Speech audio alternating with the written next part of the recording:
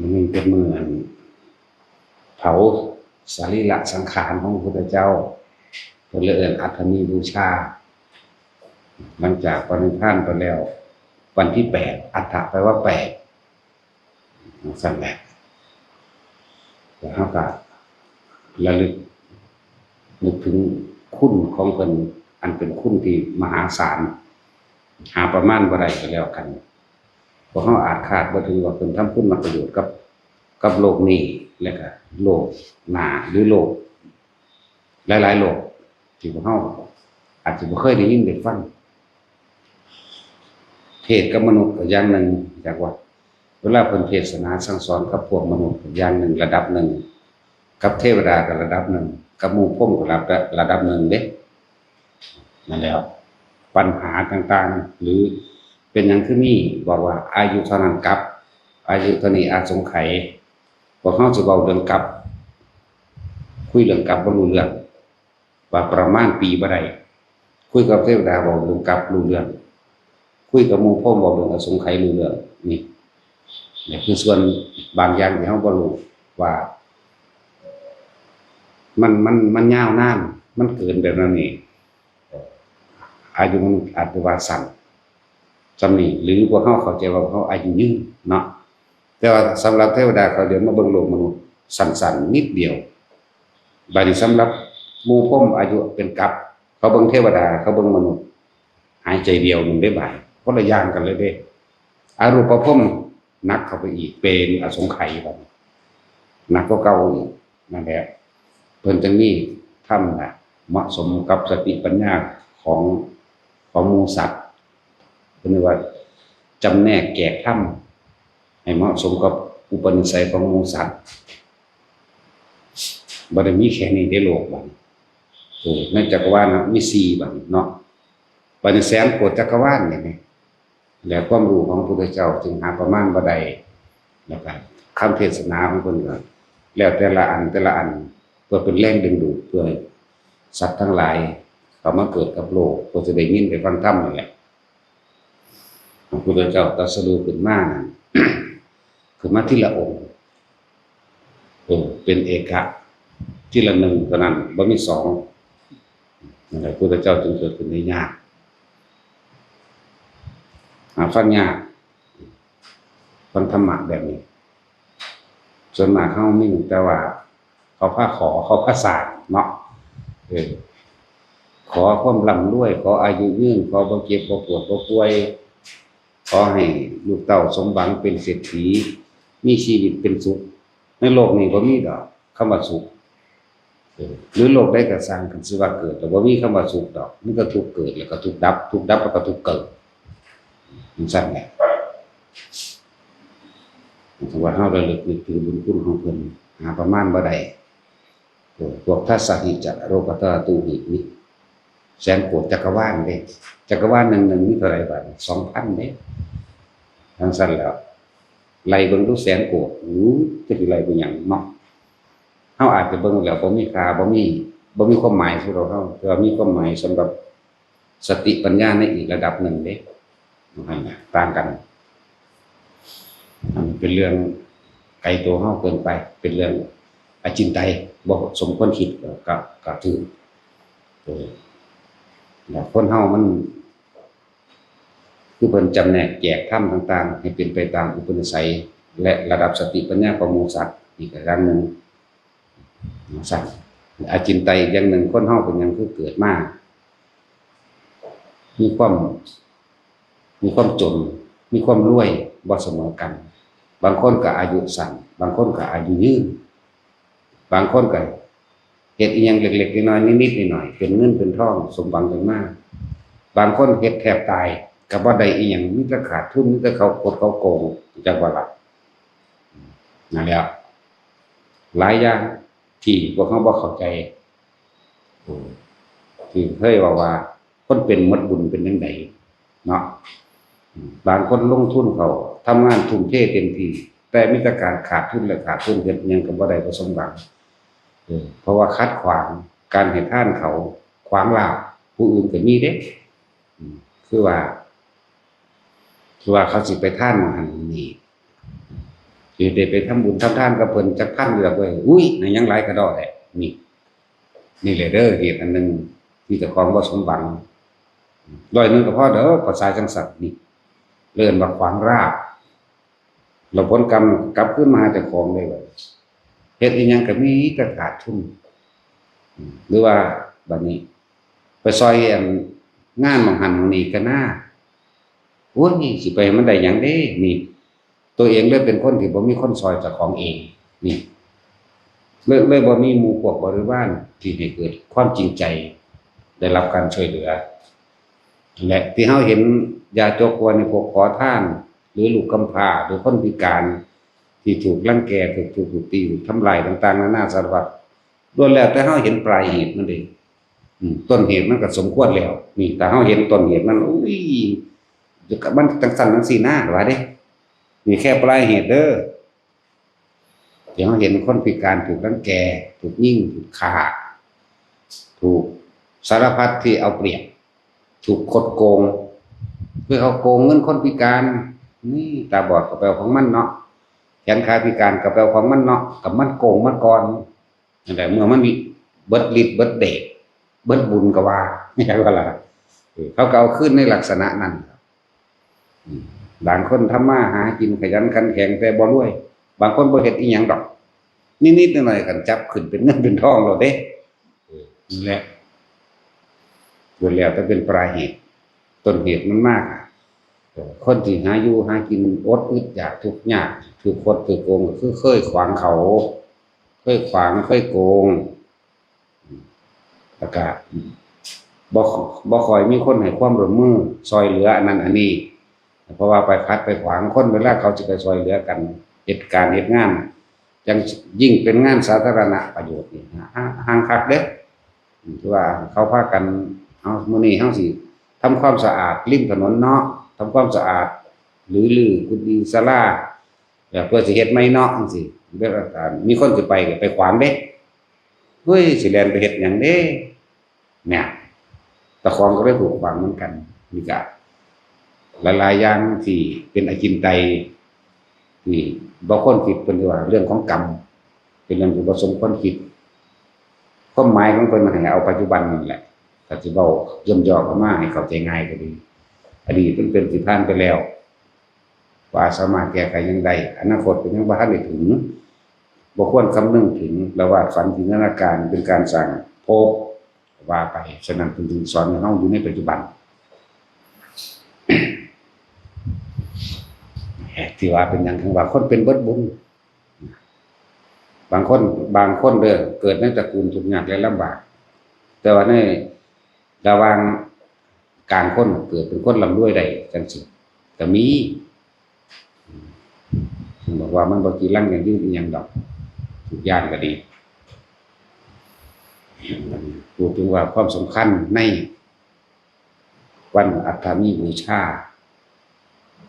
มันก็ต้องโยงไปหาก่อนสิเผาคือเก่า15 ค่ำเดือน 6เป็นวันประสูติหมายถึงเกิดออกจากท้องแม่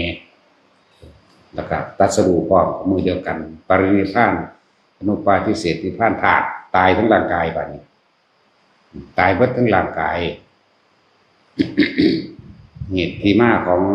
ปุสปาสูตรหรือมีการจดจารึกบันทึกเหตุให้เป็น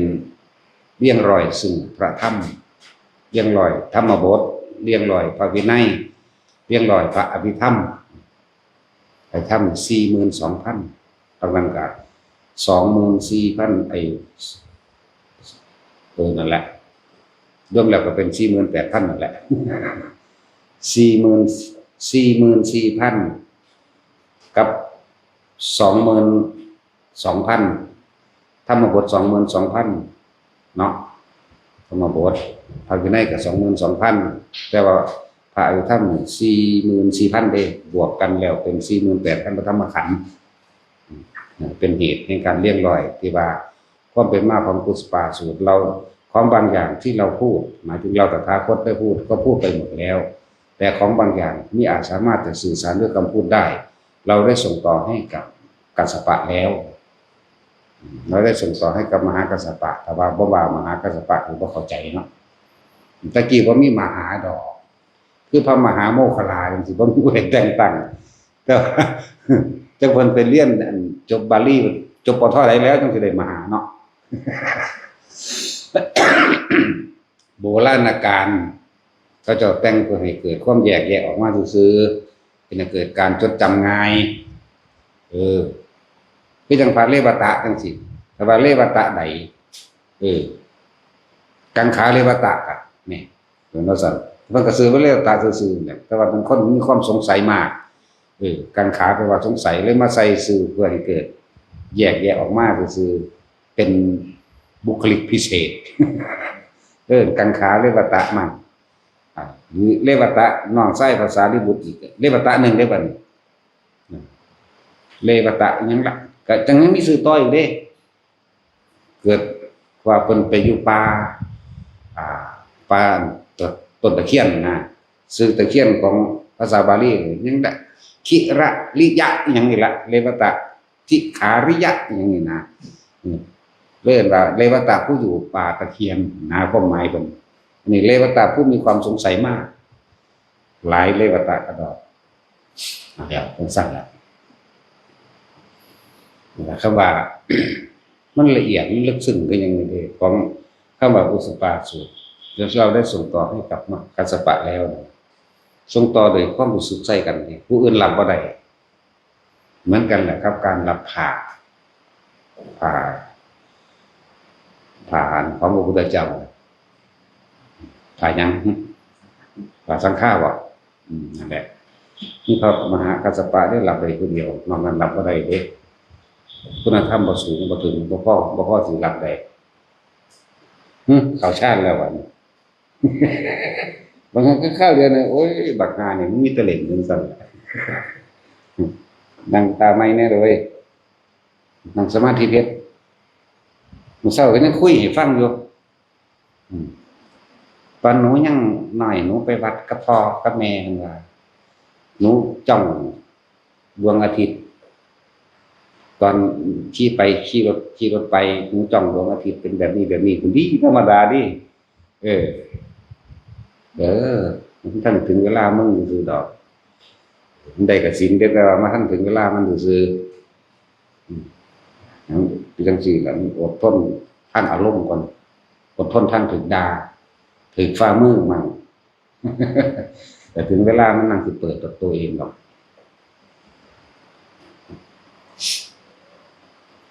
พอกับแม่นยังบ่รู้จักเด้มันจ้องดวงอาทิตย์คือเฮาคนนี้ธรรมดาบ่นั่นมันเป็นตัวเองของมันนี่แหละพวกนี้ก็สะสมมาแต่น้อยนั่นแหละ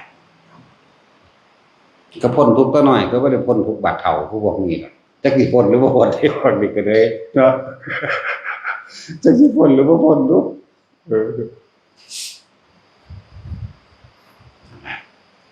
สิ่งที่ความสำคัญของพระมหากัสสปะที่เพิ่นสั่งสมออกมาที่โดดเด่นที่สุดซึ่งเป็นเอตทัคคะอยู่แล้วก็คือลงขวัต13ข้อมีผู้เดียวเฮ็ดได้สมบูรณ์บริบูรณ์แบบที่สุดที่ก็อย่างนึงแล้วก็สิเป็นผู้เรียงร้อยซึ่งพระธรรมและพระวินัยนี่ก็อีกอย่างนึงนี่เป็นที่มาของโกลบุตรก็เรียกว่าปุตสะหมายถึงลูกโกลบุตรทั้งหลายควรกระทำตามหรือเอาอย่างของพระกัสสปะซึ่งมันจะเรียงร้อยพระธรรมและพระวินัยไว้ให้โกลบุตรทั้งหลายชื่อว่าปุตสปาสูตรเป็นที่มาแต่ว่าเคยมีผู้ใดเทศน์หรอกแนวนี้แต่เขานำออกมาเทศน์ฟังซื่อพอของบางอย่างที่มันขาดหายไปกับแต่งเติมไว้มันสมบูรณ์แต่ที่สมบูรณ์ว่าสมบูรณ์หรอกเดี๋ยวบางน้อยๆมันติดต่อเองหรอกเหลือไว้ให้มันแน่นะส่วนตอนนี้มันกำลังพักผ่อนอยู่พวกเราให้เห็นคุณค่าเลยคำว่าธรรมะนี่คือความจริงของชีวิตตนเองนั่นแหละที่พวกเราก็บ่รู้ถูกปกปิดไว้ด้วยความอยากความเห็นแก่ตัวแล้วก็ความอยากมีอำนาจกว่าหมู่อยากบังคับหมู่เห็นแก่ความสุขสบายของตนคำว่าธรรมะนี่คือความจริงนี่ตัวหนึ่งความจริงฝ่ายอกุศล อยากได้อยากดีอยากมีอยากเป็นเฉพาะตนเองอยากมีอำนาจบ่อยากแก่บ่อยากเจ็บบ่อยากปวดบ่อยากตายนี่เฮาบ่รู้การกระทำสิ่งใดไปด้วยการข่มเหงรังแกในทางอกุศลทั้งหลายเหล่านั้นเมื่อเรียกว่าบุญมันกำลังน้อยเอิ้นว่าบ่บุญก็ว่าอกุศลมีกำลังมากกว่ามันก็สิให้ผลพวกเจ้าเองคือพวกเฮาตอนที่กำลังนมอยู่นี่เนาะมีกำลังกล้าอยู่บ่ได้คอยเฮ็ดเวียกเฮ็ดงานเด้เนาะหาเล่นหาเล่งซื่อๆหากินไปมื้อๆบ่พอสิได้เพิ่งพาเด้แต่ว่าขี้คุยโว้โอ้อวดไปหม้องหันมีหลายเวลาการไปต่อมาน่ะอายุมากขึ้นเด้อกำลังแบบคันอยากได้อยากดีอยากมีอยากเป็นได้บัดเนาะเฮ็ดเอาว่าซั่นเนี่ยมันซั่นแล้ว เหมือนกันกับคนที่คดโกงได้หลายเมื่อคดโกงได้หลายแล้วเข้าใจว่าตัวเองสิเป็นอมตะสิบ่มีการเปลี่ยนแปลงสิบ่มีแต่สุดท้ายแล้วเวลาเว้นกรรมนำท่านลูกเต้าและหลานมาผ่านเอาเองดอกก็ได้เฮ็ดนำเขาเด้ต้องได้เสียเปรียบต้องได้หลายอย่างนั่นแหละที่ไหนได้ก็ตัวเองเฮ็ดไปเองนั่นแหละแต่ความจริงที่พวกเฮาหลีกเลี่ยงบ่ได้เด้อเกิดจริงแก่จริงเจ็บป่วยจริงตายจริงมีไหมบ่มีผู้ใดสิบ่ตายจักคนเด้บัดนี้ความจริงอันนึงที่เป็นเหตุแห่งให้พวกเฮาเป็นทุกข์มากที่สุดคือความรักจากบ่ล่ะความรักความอาลัยบ่มีผู้ใดอยากตายจากสิ่งที่รักแล้วก็บ่มีผู้ใดอยากให้สิ่งที่รักนั้นตายจากเจ้าของหรอกนั่นแหละตัวนี้แหละเฮ็ดให้คนทุกข์มากที่สุดเลยแล้วก็เวียนว่ายตายเกิดมากที่สุดคือความรักความอาลัยนั่นแหละบุคคลที่เรารักเขาก็พยายามทำกับเฮาเพื่อเขาก็จะได้รับความรักขึ้นไปบุคคลที่รักเราบัดนี้บุคคลที่เรารักกับบุคคลที่รักเรามันต่างกันอยู่เลยเนาะอยากว่าล่ะบุคคลที่เรารักเฮาสิพยายามเอาอกเอาใจเขาเพื่อให้เขามามอบความรักให้กับเฮาบัดนี้บุคคลที่รักเราเขาก็พยายามทำเพื่อให้เฮาไปหักเขาคือกันเนาะจังแล้วจึงบอกว่าทุกข์จึงเกิดจากสิ่งอันเป็นที่รักทั้งบุคคลที่รักเราและบุคคลที่เรารักจากวันนี้ล้วนแล้วแต่เป็นเหตุแห่งทุกข์เสมอกันเนาะเพราะความรักทั้งหลายแล้วนั้นของคนทั้งหลายสัตว์ทั้งหลายรักระวังเอาไว้ครอบครองเพื่อสนองตัณหาตนเองเข้าใจว่าอะไรเมียกูผัวกูนี่แล้วก็เต็มมั่นกันเลยเห็นป่ะก็เอาไว้แต่ยึดไว้เป็นของกูว่าแต่สนองตัณหากูนี่แล้วผู้ใดมาสู้ใดก็ล่ะบ่แล้วมึงตายเนาะสั่นแล้วนี่คือความจริงอันนึงที่พวกเฮาก็บ่รู้ว่าพวกเฮาเป็นทุกข์บัดนี้บุคคลที่เรารักตายจากไปบัดนี้ให้นำอยู่บัดนี้ตอนที่เฮาให้นำภาพต่างๆอันเป็นอดีตความรู้สึกเก่าๆความจำเก่าๆพูดขึ้นมายิ่งปรุงแต่งยิ่งนึกยิ่งหน้าการยิ่งหลายๆอย่างเนาะให้ซื้ออื่นนั่นแหละเพราะว่าเฮาบ่ฮู้ความจริงคือหยังเรากำลังยึดความจริงคือหยังความจริงคือเกิดมาแล้วก็ต้องแก่ก็ต้องเจ็บก็ต้องป่วยก็ต้องตายนี่แหละเพราะว่าเฮารู้บ่เท่าทันเพราะความรักนี่แหละปิดบังเอาไว้ซะก่อนแล้วบ่เห็นความจริงโดยธรรมะเฮาเฮ็ดเพื่อคนที่เฮารักเฮาเฮ็ดได้ทุกอย่างเด้ฆ่าก็ได้เด้ลักปล้นจี้ก็ได้เด้นี่คือบุคคลที่เรารักเฮาอยากให้บุคคลที่เรารักนั้นอยู่สุขสบายเข้าใจว่าล่ะอยู่สุขอยู่สบายแล้วก็มีทุกอย่างที่ปรารถนาเฮาจึงทุ่มเทตัวเองเพื่อบุคคลที่เรารักหาอยู่หากินหัวจักเหน็ดเหนื่อย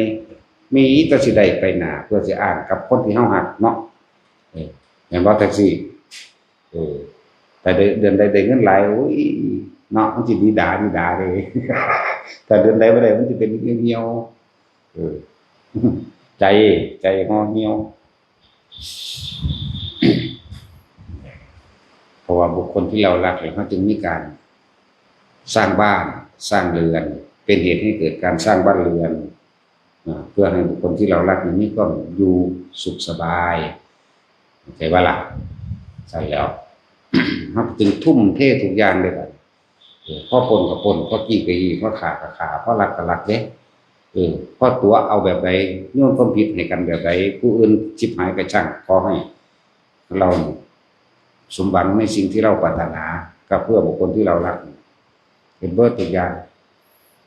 มันบ่เลยแต่แค่บุคคลมันบ่เป็นแค่เฉพาะบุคคลที่เรามันเลยไปถึงอำนาจบ่ล่ะคือบ่อยากให้ผู้ใดมาข่มเหงเมียกูผัวกูลูกกูไปได้บัดนี้นี่มันเลยเถิดไปอำนาจเกียรติยศศักดิ์ศรีขึ้นไปได้บัดนี้คำยกย่องสรรเสริญเด้นี่คือของเลยความจำเป็นที่มนุษย์ทั้งหลายเป็นบ้าอยู่เดี๋ยวนี้แหละเนาะอยากให้คนยอมรับตัวเองว่าตัวเองเก่งเด่นแล้วก็อยากให้คนเคารพนับถือว่าแต่เพราะตนเองเมียตนเองด้วยลูกตนเองด้วยผัวตนเองด้วยไล่ไปนั่นว่าล่ะจังซั่นแหละก็เลยทำกรรมต่างๆสารพัด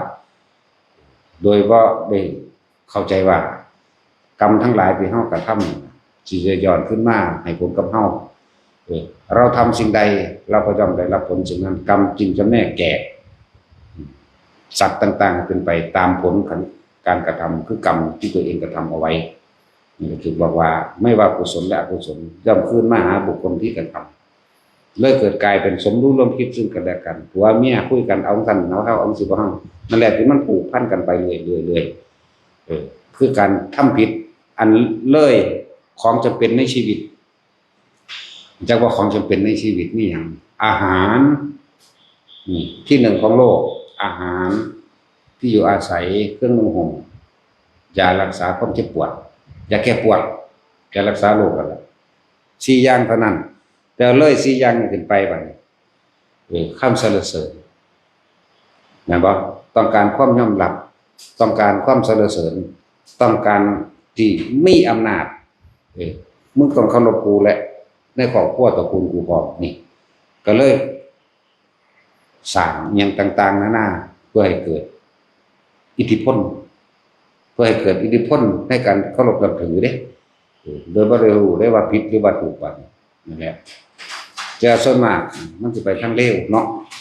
ถ้าอิทธิพลทางดีมันดีอยู่ได้บัดนี้อันนี้จึงบอกว่าแต่ละคนเฮาสิเคารพนับถือกันด้วยใจคือความดีโดยไม่หวังสิ่งใดตอบแทนช่วยเหลือเรื่องอาหารช่วยเหลือเรื่องที่อยู่อาศัยช่วยเหลือเรื่องยารักษาโรคช่วยเหลือเรื่องเครื่องนุ่งห่มเนี่ยช่วยเหลือโดยบ่หวังสิ่งใดตอบแทนแม่นอยู่เขาก็สบายใจแม่นตายจากไปเขาก็คิดถึงเท่านั้นนะเราก็ดีแท้เด้แต่ว่าสำหรับคนที่หลงในลาภในยศในสรรเสริญเนาะหลงตัวเองช่วยเหลือก็เพราะหวังสิ่งตอบแทนต่างกันบ่ช่วยเหลือเรื่องเงิน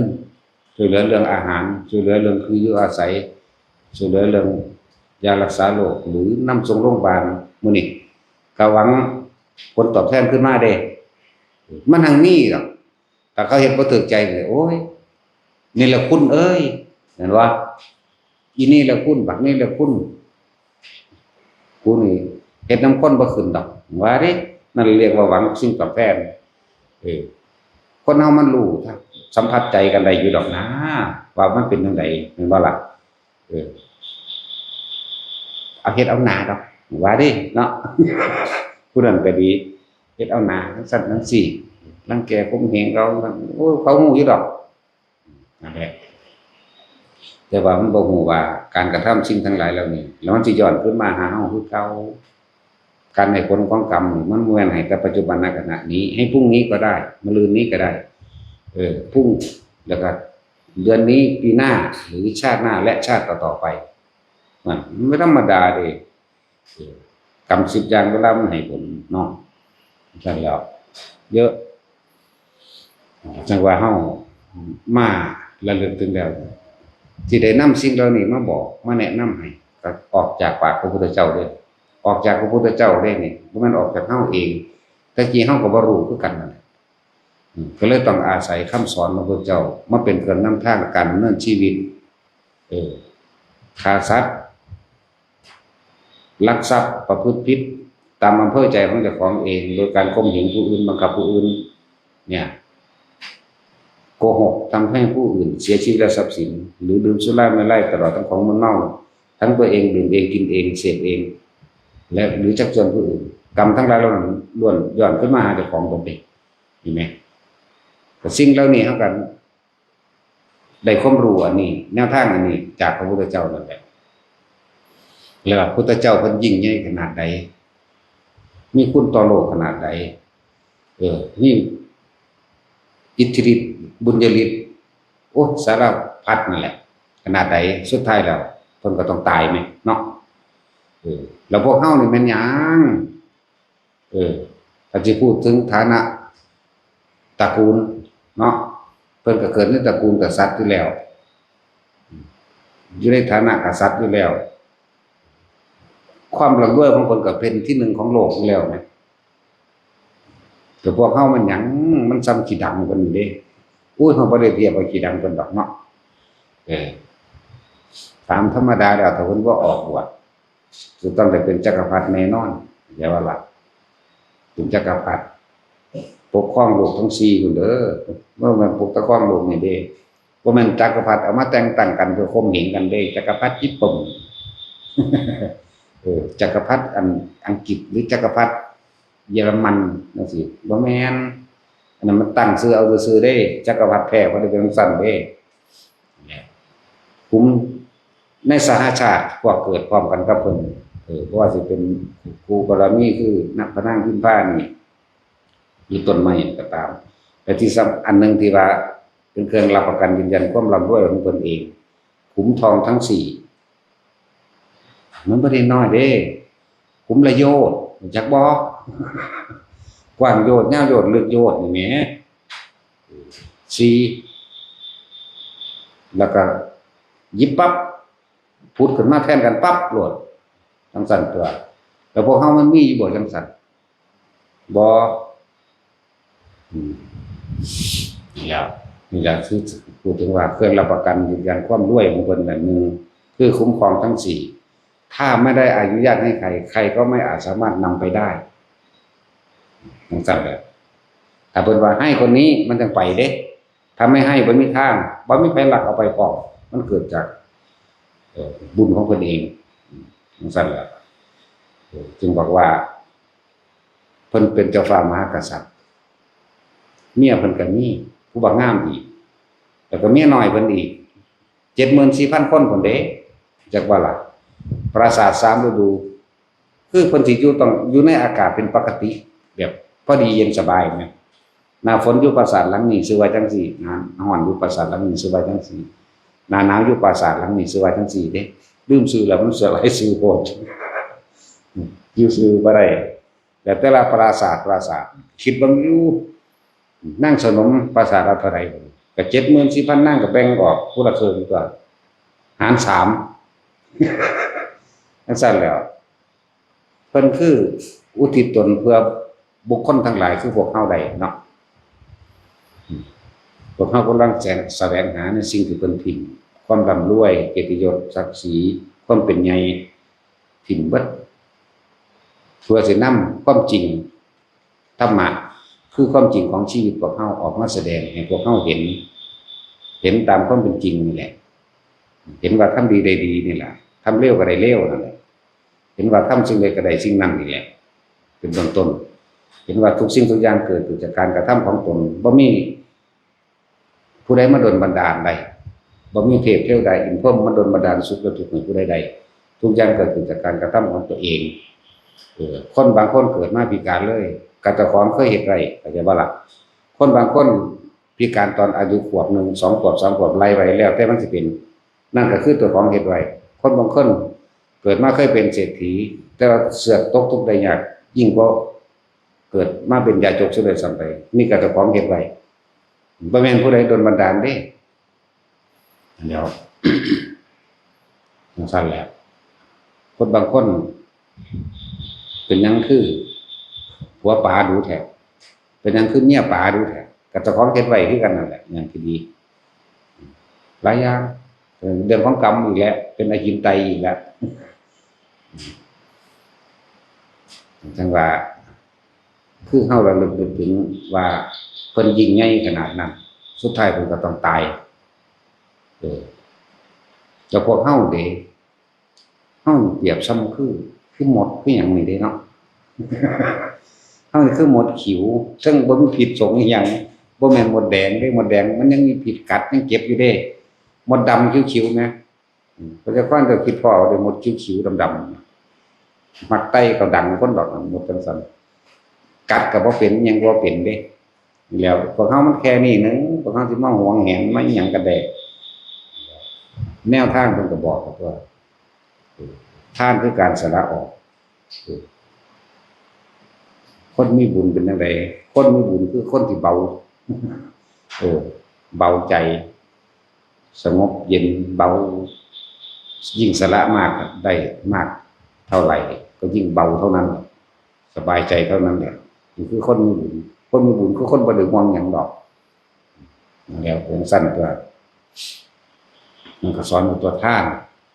เป็นเบื้องต้นศีลเป็นธรรมกลางภาวนาเป็นที่สุดสอนไว้แล้วนะบางพวกเฮาท่านขาดบ่ท่านแลกของบ่ทำเพื่อตนเอง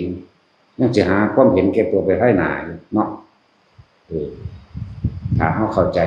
มีความเห็นตามความเป็นจริงว่าถ้าเฮาท่านขาดโดยบ่หวังผลว่าในท่านบ่มีจิตเพราะในผลของท่านบ่สั่งสมในความอยากได้หยังอยากเป็นหยังบ่เลยท่านคือการเสียสละขาดออกให้เห็นลึกเข้ามาในความเห็นแก่ตัวของตัวเองเลยบอกบ่หวังผลในท่านแต่มันก็สบายใจมันก็เบาคนบ่อยากได้ท่านตัวนี้น้อมเข้าไปสู่คำว่าศีลคนบ่อยากได้มันบ่เฮ็ดผิดศีลแต่ว่าล่ะมันบ่ไปฆ่าใครเด้บ่ไปฆ่าเพราะคนขี้ตัวลักของไผบ่ได้ม่อมเมาเสพหยังต่างๆเด้ต่อมากับภาวนาเรียกว่าเห็นสภาวะของเจ้าของเองเกิดขึ้นนะทำให้เกิดขึ้นเกิดหยังล่ะเกิดจิตตั้งมั่นนั่นแหละจิตตั้งมั่นดีแล้วมันก็เห็นหนทางออกจากทุกข์คือเห็นความคิดนี่แหละสาเหตุของความเกิดทั้งหลายแหล่โอ้ความคิดนี่เองตัวนั่นแล้วสั่นแหละแต่ว่าทุกคนบอกที่สุดของทุกคนว่าเฮานี้บ่พ้นความตายเด้อเจ้าสิรวยปานใดก็สร้างถึงสิว่ารวยแล้วก็ต้องมีความแก่คนเฮาแก่คนเฮาตายเสมอเฮาสิเข้าใจบ่เนาะถ้าคิดมันเข้าใจหรือยังแก่เป็นจังไดตายเป็นจังไดร่างกายมันค่อยๆตายไปขี้มูกออกน้ำลายออกนั่นแหละตายไปเรื่อยๆแต่ว่านั่นแหละแก่ตายไปเรื่อยๆกินแล้วก็ต้องขับถ่ายออกนั่นแหละว่าแก่ตายไปเรื่อยๆเป็นอย่างคือว่าเกิดแก่เจ็บตายนั่นบ่ซั่นคือว่าเกิดหรือเจ็บแล้วจังมาแก่จังมาตายแท้บ่แม่นเด้จักว่าล่ะเฮาแก่แล้วตายไปทุกวันเด้ของเสียของทิ้งผมคือโลนได้จ้ะว่าท่านได้เฒ่าก็เลยเนาะว่าท่านได้เฒ่าโดยความเข้าใจของคนแบบ80เรื่องเงินเฒ่านะ100เงินเฒ่านะสั่นตัวผมคือโลนอยู่สั่นขี้ไข่มันคือออกอยู่สั่นนั่นแล้วเล็บมันยาวคือต้องได้ตัดทิ้งก็นั่นแหละมันแก่ก็นั่นแหละเรียกว่าแก่เกิดแก่เจ็บบัดนี้ด้วยบันไดก็สร้างเจ้าสิซื้อความเจ็บบ่ได้ดอกเนาะเอาแม่เอาหนามแทงเอามีดฟันแล้วก็ซื้อไว้บ่ให้มันเจ็บเอาก็ซื้อไว้ได้เจ็บคือเก่าด้วยบันไดก็สร้างเจ้าก็ซื้อความป่วยบ่ได้เจ้าก็ต้องป่วยคือเก่าอันนั้นปลายเหตุให้เจ้าไปรักษาโรคบ่ล่ะทำแล้วนักวิทยาศาสตร์มันสิเก่งมาทางใดแหน่มาทางใดเนาะแต่ว่ามันเก่งมันคือบ่หาเครื่องป้องกันความแก่ซั่นเนาะเกิดมาแล้วบ่ให้แก่บ่ให้เจ็บบ่ให้ป่วยแล้วก็บ่ให้ตายสั่นตัวคนรวยก็เหมือนกันเฮ็ดให้แม้แต่เฮ็ดได้เฮาต้องยอมรับตรงนี้ถ้ายอมรับเฮาก็คลายความกังวลสบายใจเมื่อเฮาคลายความกังวลสบายใจ คือมันคิดจนรอบคอบหมดแล้วคิดไปตามความเป็นจริงคิดจนเบิดคิดคือมันยอมรับจนเบิดส่วนยอมรับแล้วสิโลลาภให้กับธรรมชาติความจริงแล้วบัดนี้เฮาก็หาเครื่องอยู่ของเฮาคั่นตัวเพื่อบ่ให้มันเกิดความฟุ้งซ่านรำคาญหงุดหงิดอึดอัดหยังก็ว่าไปเพิ่นก็ให้เฮาทรงฌานเจริญฌานด้วยอานาปานสติด้วยลมหายใจนี่แหละเฮ็ดจั่งใดก็ตายอยู่แล้วบ่มีผู้ใดห้ามผู้ใดบ่ให้ตายได้ดอกเศรษฐีมหาศาลซื้อบ่ให้เมียเฒ่าเบิ่งดูก็ซื้อได้เนาะเป็นว่าแท็กซี่ยิงเมียแท็กซี่เดี๋ยวว่าอีเกียมหาวเหลืองมันเติมเนาะใช่แล้วมึงเฮ็ดให้มันซ้ำเก่าได้อยู่บ่เนาะมึงไปหาเงินมาซุมื้อมึงก็บ่เฮ็ดให้มันซ้ำเก่าซั่นเนาะเอาไม้มาเนาะแท็กซี่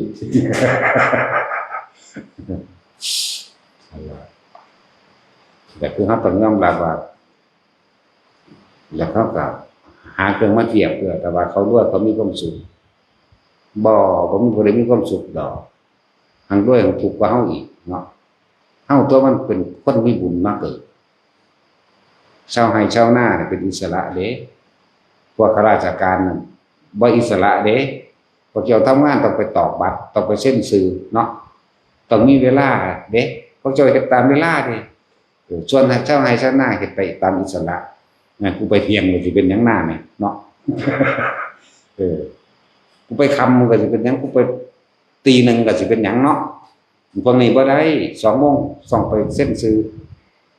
จังซั่นล่ะแต่คนก็จะคืออยากเป็นข้าราชการเนาะจังซั่นล่ะนี่คือหาทางออกของตนเองจงเป็นคนที่มีความพอใจในสิ่งที่มีเข้าใจว่าล่ะเฮามีที่อยู่อาศัยแล้วเฮามีที่ทำกินแล้วสิไปดิ้นรนอีหยังกับยศถาบรรดาศักดิ์เกี่ยวกับเกียรติยศศักดิ์ศรีอยากให้คนมายกย่องอีหยังเจ้าของคนเฮาเกิดมาแค่หากินซ้ำตายนั่นแม่นบ่ล่ะรวยมันก็เกิดมาหากินซ้ำตายนั่นแหละรวยไปตายนั่นแหละจนก็จนไปตายนั่นแหละก็หากินซ้ำตายคือกันนั่นแหละเอาแม่เศรษฐีกินน้ำด้วยแก้วเพชรทองคำก็สร้างของพวกนี้กับพวกเขาคนธรรมดากินน้ำด้วยกะลาหมักพร้าวมันก็อิ่มเท่ากันตัวกินบ่ได้อีกดอกมันอิ่มหมดเลยมันก็พอคือกันน่ะเนาะมันสั่นตัวรวยบักขนาดล้านก็รวยเธอป่วยเหมือนกันสุดท้ายก็ตายเหมือนกันแม่นี่คือความเสมอกัน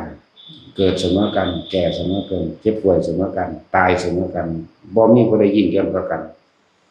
ธรรมชาตินี่เป็นหนึ่งเดียวเสมอกันสิ่งที่ต่างกันคือความทะเยอทะยานอยากของคนต่างกันแล้วก็คนบ่เข้าใจความจริงบ่เห็นความจริงบ่เห็นความจริงว่ากระทำสิ่งใดกรรมอันใดก็จงได้รับผลของกรรมนั้นๆคือการกระทำของตนสืบไปคือเก่ามีบ่พ้นกรรมจึงจะแน่แจกสรรพสัตว์ทั้งหลายให้เป็นไปต่างๆหน้าสัมผัสมีความร่ำรวยมีความยากจนมีความพิการมีความอายุสั้นและอายุยืนต่างกันเพราะตัวเองกระทำไปทั้งหมดบ่แม่นผู้อื่นเฮ็ดให้เด้อบ่มีเทวดาบ่มีพรหมบ่มีพระเจ้ามาดลบันดาลสุขและทุกข์ให้ไผใดบ่มีพญานาคบ่มีพระเจ้าขุดมาดลบันดาลอีหยังใดทุกอย่างเกิดขึ้นจากการกระทำของเฮาถ้าว่ามันมีได้มันเป็นจริงมันบ่มีผู้ใดถูกจักคนดอกแต่ก็บ่มีคนพิการพร้อมเนาะบ่มีคนพิการแล้วก็บ่มีคนเฒ่าพร้อมผู้ใดก็สิขอบ่ให้เฒ่าไงแล้วคำว่าแก่อย่างหนึ่งเด้คำว่าชราก็อย่างหนึ่งเด้ฟังดีๆเด้อแยกมันออกได้ศัพท์พระพุทธเจ้าแก่นี่เราแก่ทุกวันสั้นขี้มูกน้ำลายกินแล้วก็ต้องไปขี้ไปเหนียวออกไปถ่ายออกนี่ได้เอิ้นว่าแก่ชรา80 90มาชราเด้อโรคชราสั่นล่ะต่างหากเด้ออย่าปนกันก็แล้วแต่ความเข้าใจไผแต่ว่านี่ มันเป็นแบบนี้เป็นแยกมาแบบนี้ชราว่าเรามีความแก่เป็นธรรมดาคือว่าอยู่ปณิคันวัชราธรรมโมหิเราคือว่าเรามีความชราเป็นธรรมดาอยู่สันเนาะนี่เอาแก่กับชราบ่คือกันบ่แก่ก็คือนี่แหละขี้มูกน้ำลายออกเนาะผมมันโลนนี่แหมนี่แก่ได้นี่จังว่านี่กินแล้วก็ต้องไปถ่ายออกนี่ล่ะเอิ้นว่าแก่อันนั้นคือชราหลังคมหลังคอมแขวโลนออกเอิ้นว่าแก่คืออะไรสั่นแล้วจะไปเงิดยังถักพวกเฮาทั้งที่ดีหาวิธีวางจิตเจ้าของให้เป็นกลางเด้อผู้ใดสิทำจิตให้เป็นกลางผู้นั้นจะพ้นจากทุกข์ทั้งปวงจากการเกิดเลยความเกิดไม่เป็นทุกข์ถ้าผู้ใดบ่เกิดผู้นั้นก็บ่ทุกข์เท่านั้นเองเข้าใจคำว่ากลางบ่เข้าใจคำว่าบ่หวั่นไหวบ่กลางคือลมหายใจกลางคือการทรงฌานเจริญฌานโดยอานาปานสติหรือเอาจุดใดจุดหนึ่งเป็นเครื่องอยู่มีเอิ้นว่ากลางแล้วไผสิเฮ็ดอิหยังมากกระทบกระเทือนอยู่บ่ก็คือแปลว่าบ่หวั่นไหวเพราะว่าเฮาฝึกจากว่าคนที่อยู่กับลมหายใจตายก็ลมหายใจได้มันบ่มาเกิดดอกคนทรงฌานเจริญฌานมันบ่มาเกิดดอกได้ข้างบนแล้วต่อข้างบนต่อไปอีกได้ก็ได้จากบ่ล่ะแม่นว่าอันถึงที่สุดในขณะนี้ก็ดีเฮาอาศัยพระปัญญาของพระพุทธเจ้าเด้เฮานี่คำว่าเชื่อและพิสูจน์แล้วตามความเป็นจริงแล้วว่าพระผู้มีพระภาคเจ้าของเฮาตัดสิ่งใดที่ไม่จริงไม่มีนี่พูดผิดไม่ได้เด้พระพุทธเจ้าจากว่ามีแต่เว้าจริงอย่างเดียวบ่พูดบ่เว้าผิดแล้วก็บ่เว้าเล่นบ่พุนผันแล้วกำหนดรู้โดยญาณสักก่อนจังเว้าเด้เห็นว่าสั่นแล้วพวกเฮาบ่ได้มีหยังแล้วพวกเฮามันเว้าตามอารมณ์เนาะว่าจังซี่เพิ่นบ่มีอารมณ์เด้สั่นแล้วบ่มีปานจักเพิ่นแต่เพิ่นอยู่เพิ่นด่าเด้อยากว่าล่ะเธอรู้จักนิสัยของเราเหรอเด้รู้แล้วเถียงเลยได้เฮาเลยรู้ถ้าไม่รู้ไม่พูดแล้วแต่เพิ่นอยู่เพิ่นด่าเด้ขนาดภาษาลิบุตรเว้าเทียบเคียงไปรู้วิสัยพุทธวิสัยถึงด่าเด้ขนาดว่ายอดเอาเด้จะห้ามทะลึ่งซื่อๆแล้วแหละบ่ต้องไปเงินแตกแหวกแนวกับไผดอกบ่ต้องไปสะอื่นสะออนไผหรืออิจฉาริษยาไผดอกเขาสิร่วมสิรวยเขาสิเป็นแบบใดก็ตามเฮามีความเสมอกันตายนี่คือความเสมอกันร่างกายเอาไปใส่ล่ะพุทธเจ้าเฮาก็เผาถิ่มแม่นบ่ตายแล้วจะลืมเด้บัดนี้เรื่องของร่างกายตายแล้วบ่มีความหมายเด้เอาไปแผ่ใส่ไก่เบิ่งแม่ถิ่มไปลั่นขาขาไก่เอาไก่ตัวนี้ตายเอาไปเขาเขียนไว้50 บาทเนาะศพคนตายนั่นใครเอาไปให้ 10,000 เบิ่งดูใครสิเอาอันใดเนาะบ่มีค่าขนาดนั้นเด้ตายแล้วก็ผู้ใดก็ว่าเป็นผีผู้นั้นผีผู้นี้เนาะแต่ว่าสิ่งที่บ่ตายคือใจของเราเองบ่ตายนี่เขานิพพานก็บ่ตายกิเลสมันตายผู้เขานิพพานแล้วแต่ว่าคนที่กิเลสบ่ทันตายก็ไปเกิดตามสิ่งที่ของยึดที่จะของติดนั่นแหละจิตยึดจิตติดที่ไหนจิตต้องมีที่ตั้งเป็นทางที่สิไปซะก่อนแต่ว่าการคิดนึกปรุงแต่งในระหว่างทางก็เกิดอารมณ์นั่นแหละเป็นภพต่างหากเด้ฟังดีๆเด้เวลาเฮาคิดถึงบุคคลที่เรารักเอาคิดถึงลูกถึงหลานมึงรู้บัดภาพลูกหลานจะเกิดมันบ่มันมีที่ตั้งแล้วจินตนาการปรุงแต่งไปก็เกิดอารมณ์ปนกันไปพร้อมเด้นั่นแหละพบเกิดเป็นจังซั่นเด้อเฮ็ดจังได๋เฮาสิหยุดเฮ็ดจังได๋เฮาสินิ่งกับมันได้บอกเลยสุดเลยทีเดียวมันก็บอกได้อยู่ดอกแต่ว่ามันบอกเอายอดแต่ว่าเฮาก็ค่อยๆฝึกเอานั่นแหละก็จะเกิดก็ดีค่อยๆฝึกเอาแม่ให้ซุมื้ออยู่แล้วล่ะว่าผู้ใดบ่ทันได้เป็นมาฝึกเอาเด้อพวกเจ้าสิร่ำรวยเพียงใดก็สร้างซื้อบ่ได้แนวมึงพวกเจ้าต้องมาฝึกเอาแล้วก็เป็นด้วยตนเองทุกข์ก็ตามมาฝึกเอาได้คือกันคนรวยก็ฝึกได้คนจนก็ฝึกได้เด้ บ่มีเงินจักบาทก็ฝึกได้เด้มีเงินเท่าใดล้านๆก็ฝึกได้คือกันนี่แม่นความเสมอกันนะแล้วมาฝึกเอามาฝึกมาเฮาก็บ่ได้เอาเงินดอกมีแต่ย้านบ่ได้ถ้าฝึกได้แล้วไล่หนีโลดไล่ปลาเฮ็ดเอาของไปของมันถ้าบ่ได้ก็ไล่คือกันโอ้ยพวกประสาทนี่แหละแล้วจังว่าพวกเฮาไล่เบิ่งดีๆเด้อพระพุทธเจ้ายิ่งใหญ่ขนาดใดเนาะสุดท้ายพระองค์ก็ต้องสละร่างกายทิ้งไปเหลือคงไว้แต่ธรรมะคือความจริงบ่ตายพุทธศาสนาบ่ตายธรรมะความจริงบ่ตายเป็นอมตะอมตังอยู่เช่นนั้นแม้นพุทธเจ้าจะเกิดหรือว่าเกิดก็สร้างความจริงยังอยู่เหมือนนั้นแต่ว่ามันบ่มีผู้ใดเอาความจริงมาให้พวกเฮาได้ยินได้ฟังมาพวกเฮาปฏิบัตินำซื่อๆและการอุบัติขึ้นของพระพุทธเจ้าบ่ได้อุบัติขึ้นมาบ่ได้เกิดขึ้นมาเพื่อว่าจะทำให้ใครร่ำรวยจะทำให้ใครสุขสมหวัง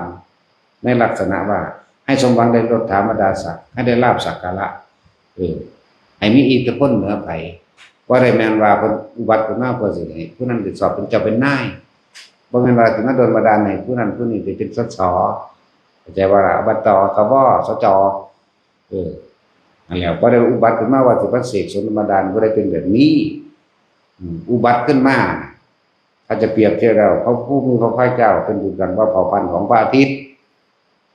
ให้ความสว่างสำหรับโลกเสมอกันพระพุทธเจ้าจึงอุบัติขึ้นมาให้ความสว่างสำหรับใจของหมู่สัตว์เสมอกันคือแสงแห่งธรรมนั่นเองนำความจริงเข้าสู่จิตใจของหมู่สัตว์นั่นเองแล้วหมู่สัตว์ทั้งหลายจะเดินตามหรือบ่เดินตามก็แล้วแต่บ่ได้บังคับนี่แหละพวกเราคิดเอา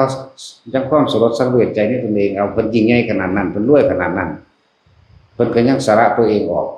เพื่อสินำความจริงนี่มาให้พวกเฮาได้รู้หนทางนั่นบ่ล่ะแต่ก็คิดเบิ่งเอาเจ้าฟ้ามหากษัตริย์มีมาเท่าใดแล้วตั้งแต่สมัยพุทธกาล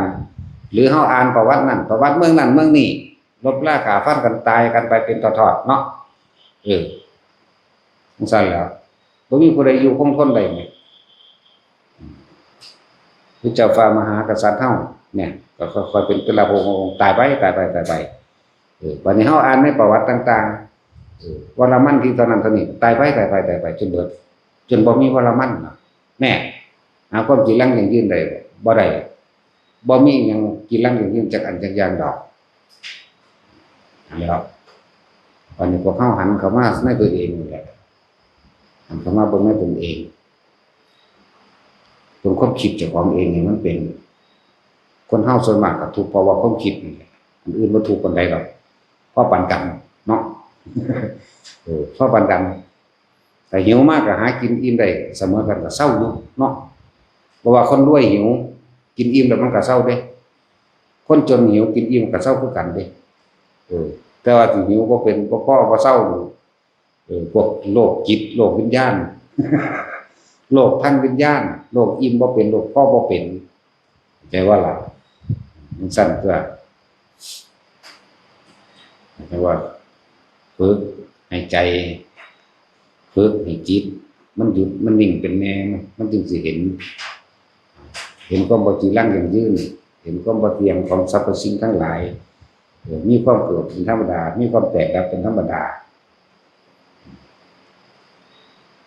จริงๆคนเฮามันฟังเข้าใจอยู่หรอกเกิดมาตายฟังเข้าใจแต่ว่ามันสิเฮ็ดจังได๋สิละความตายได้หมายถึงบ่ย้านตายเฮ็ดจังได๋สิละสุขเลยเฮ็ดจังได๋จังสิเข้าใจคำว่าละสุขเฮ็ดจังได๋มันก็สอนอยู่เสมอน่ะอานาปานสติอยู่กับลมเด้อทรงชาติเด้อหาเครื่องอยู่เด้อทุกคนต้องวางความปรารถนาให้เบิดว่าปรารถนาจากใดหยังว่าเป็นหยังพอเฮาเห็นโทษของความอยากได้และอยากเป็นแล้วนั่นบ่ล่ะจักสิตะกี้มันอยู่ได้เมียมึงเนาะ แต่ละมื้อมันก็คิดจินตนาการไปเรื่อยเนาะไปจีบเขาได้บัดนี้ต้องสั่นจังซี่ไปได้บัดนี้เวลาไปจีบมันก็ว่าขอยสิพาเจ้าไปนิพพานได้ก็จะเอากับนข่อยว่าจังได๋อยู่ว่า มันคือบวชอยู่เรื่องสั้นแล้วมันบ่ฮู้นะนั่นคือความบ่รู้อวิชชาบังตาโลกทางวิญญาณโลกทางสัมผัสเรียกว่าล่ะผัสสะทางวิญญาณมันเป็นของมันเองดอกขนาดว่ามีโรงเรียนสอนเนาะตะกี้มันไปเรียนโรงเรียนใดดีกว่าเวลาสอนเอากันบ่ได้เรียนเนาะเพราะพ่อแม่บ่ได้สอนอีกเลยมันคือเป็นจังเนาะแปลกประหลาดบ่มีโรงเรียนสอนพ่อแม่ก็บ่สอนผู้ใหญ่ไปไหนก็บ่สอนอย่างว่าซั่นมันคือเฮ็ดเป็นร้อยเฮ็ดเอาอีกอย่างหากเลยเนาะไปหาที่มุ่งบังลี่เฮ็ดกันเด้เนาะแต่มีโรงเรียนเฮาสิไปเป็นครูเนาะแต่สินเฮาว่าถ้าสินเจ้าบ่ต้องไปแต่จะเป็นคนขับรถก็ไปเป็นครูเองนั่นทั้งสั้นเลยมีแปลกประหลาดว่ามันคือเป็นผู้ได้สอนวิทยากรก็เลยเดี๋ยวหลายคนได้วิทยากรทั้งสั้นแล้วทุกบัดเท้าทั้งสั้นแล้วลูกมีผู้ได้สอนพ่อแม่ก็บ่สอนลูกมันก็เฮ็ดเป็นเนาะแล้วปัญหาอุปทานความฝันหลากลึกอยู่ในจิตในใจที่พวกเฮาสั่งสมไว้เพราะว่าพวกเฮาบ่เคยเห็นโทษมันกามราคะความยินดีพอใจนั่นแหละในรูปในรสในกลิ่นในเสียงนั่นแหละรูปร่างลักษณะท่าทางตัวนี้กูมากูพอใจบ่ได้เกี่ยวกับงามหรือบ่งามเด้ถ้าเราตัดสินใจว่างามผู้อื่นก็ว่าบ่งามนำก็มีอีหยังเป็น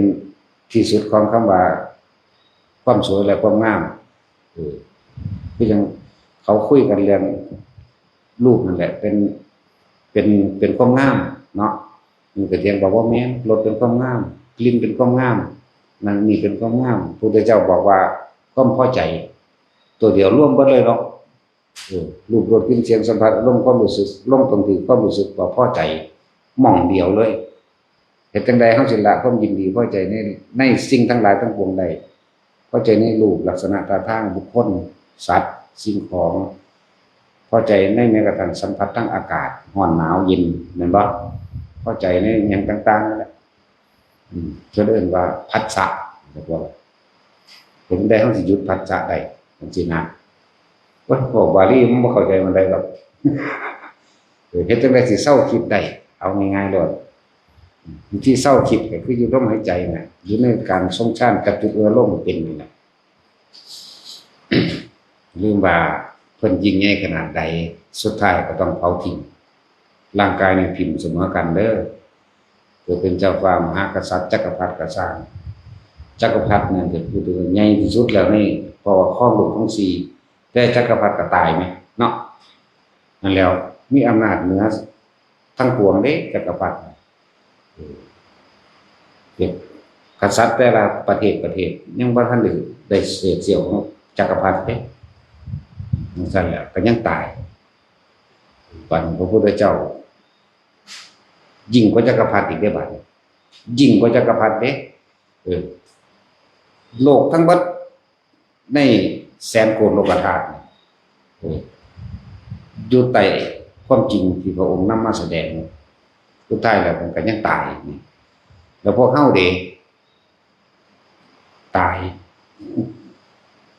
คือกันตายเสมอกันเพราะว่าเจ้าสิใหญ่สิน้อยสิเป็นญาติคนพวกขอทานเจ้าสิเลี้ยงสูงหรือเลี้ยงต่ำความเสมอกันคือตายความบ่เสมอกันคือการกระทำอีกต่างหากเด้อสัตว์ทั้งหลายสิแตกต่างกันก็เพราะว่ากรรมคือการกระทำนั่นแหละแต่สัตว์ทั้งหลายก็ฝึกหัดตัวเองหมดความปรารถนาสิ้นหวังเบิดหวังสิ้นคิดหยุดคิดมีสิ่งทั้งหลายทั้งปวงในความอยากได้เลยอยากเป็นนิพพานเสมอกันเด้บ่ได้เลือกศาสนาได้เลยนี่คือธรรมะคือบ่ตายธรรมะคือความจริงต้องเฮาฝึกเอาเด้อซ้ำมีคนบอกผู้บอกมันก็บ่แน่เด้ตายเดี๋ยวนี้ก็ได้ตายยามใดก็ได้มันบ่มีแนวว่าสิบอกให้ตายเนาะแต่มันตายไปเลยไงอย่างซ้ำมีผู้บอกในเมื่อแต่ของฝึกไปแล้วมันจึงบอกผู้อื่นเป็นดอกแนวมื้อนี้เด้อป่านซ้ำมีผู้บอก แต่ว่าเฮาตายแล้วเจ้าของเฮ็ดเป็นแล้วก็ไปสอนผู้อื่นได้บ่เป็นหยังบัดนี้เจ้าคนตายหรือคนบ่ตายเฮาซื่อๆอยู่บ่ได้มีความคิดเลยบ่มีแนวป้องกันอีก บ่ป้องกันว่ากูต้องบ่ตายกูต้องแบบนั้นบ่มีอิหยังในความคิดสิย้านตายหรือบ่ย้านตายมันก็บ่มีแต่เชื่อว่าถามว่าอยากตายบ่อยากอยู่เด้ มีแต่เหลืออย่างเดียวปลดปล่อยเพราะราคันหามเป็นของหนักเรียกว่าล่ะขั้นที่เขาก็ง่ายๆซะเมื่อได้กระตึกขึ้นมาหาขอกินยังรู้ถึงบุขั้นกินเขาขั้นอาบน้ำมันห้อนพี่ได้แต่อาบเนาะแต่ย่ำหนาวให้แม่บ่เปิดน้ำปานใดเฮาสั่นแล้วมันเหลือภาระเดียวคือกลางกายเท่านั้นเองเดี๋ยวก็ห้อนหาแนวเฮ็ดให้เย็นหิวก็หาแนวบำบัดความหิวบ่ให้มันหายหิวเด้ชั่วขณะก็หิวไหมเนาะทั้งสั่นตัวเดี๋ยวห้อนเดี๋ยวนายเดี๋ยวหิวเดี๋ยวก็เป็นไข้เป็นหวัดเป็นไอนั่นนี่หาความกินลั่งอย่างยืนบ่ได้จักอย่างขนาดอาการต่างๆนี่ก็ดีเลยว่ามันยังเป็นภาระอยู่ทุกข์นี่ก็ทุกข์เฉพาะจิตร่างกายแต่ว่าใจบ่ทุกข์ใจบ่มีแหละสมาทาน